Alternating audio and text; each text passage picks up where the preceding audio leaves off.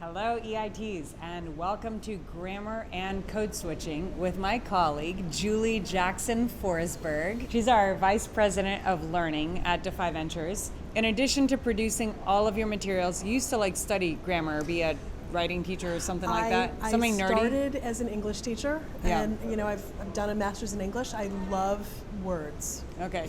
So, and for me, some of you may know this or may not, but English was my second language.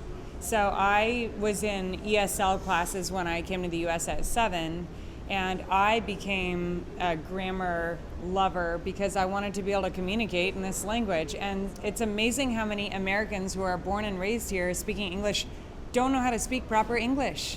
There's nothing better than learning grammar when you're learning another language anyway. Ah, okay. Well, so it's never too late.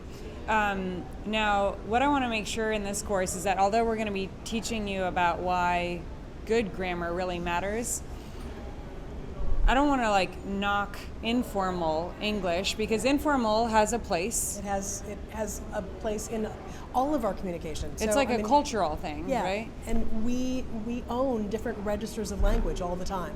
It's just that a lot of people don't have access to the language of power, formal language. Yeah. So for me, although French was my first language, I grew up in Quebec, and a lot of times people in Quebec are made fun of for speaking dirty French compared to the French that you would speak in Paris, which is the formal, beautiful French. So I just grew up speaking dirty French without knowing I was speaking dirty French.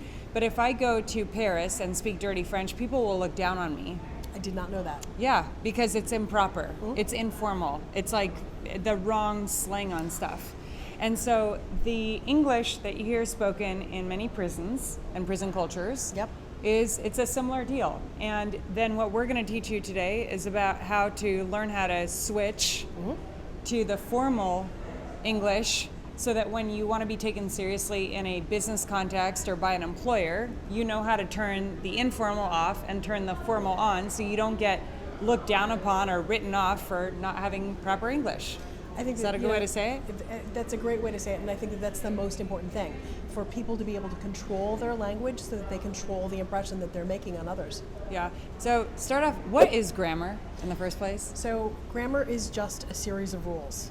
It's rules that govern how sentences are made and how words are used. So grammar is a series of rules that help us to communicate clearly and efficiently. Okay, and why does grammar matter? Grammar matters because how you speak and how you write communicates something to the world about who you are and your level of refinement. So you want to be able to turn it on when you need to, and then speak informally and in a casual register with your friends, with your family.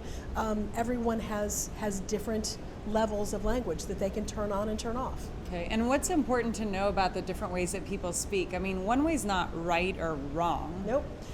There's nothing that's wrong with informal language, but it might not be appropriate for a particular setting. So it's just like when you did the courses on etiquette. Etiquette is appropriate for formal situations. You need to know when to use, when to engage those little signs of refinement. Yep. Grammar is just like etiquette. It's a set of rules. Yep. Exactly. So when is using the formal language important? Using the formal language is important in any business setting. It's also important in when you want to project an image of power. You want to be able to speak properly or write properly in a formal setting. So whenever you want to impress somebody, basically, and get your way. So this might include in a Defy Shark Tank style pitch competition. Absolutely. In a job interview, when you are meeting your significant other's parents for the first time and you don't want them thinking that you're some bum off the street, you want to impress them. What else? When you want to get a loan or when you want to get investment capital for your business. So what is code switching? Code switching is basically when you know how to turn on and off the different registers of language that you use. So if we're in an informal setting, we're going to be using a different set of words. We might not use words as formally. We might not even speak in whole sentences. I might be able to say, you want to go with, instead of, I'm going down to the store, would you like to come with me? So can you give me some examples of some formal grammar rules that people should be aware of? And we're going to go over all of these in writing, but give me just a few examples. Some people might confuse possessives between informal and formal language. They might say, I'm going to Jerry's house, rather than I'm going to Jerry's house. They just leave off the apostrophe S. They leave off the apostrophe S.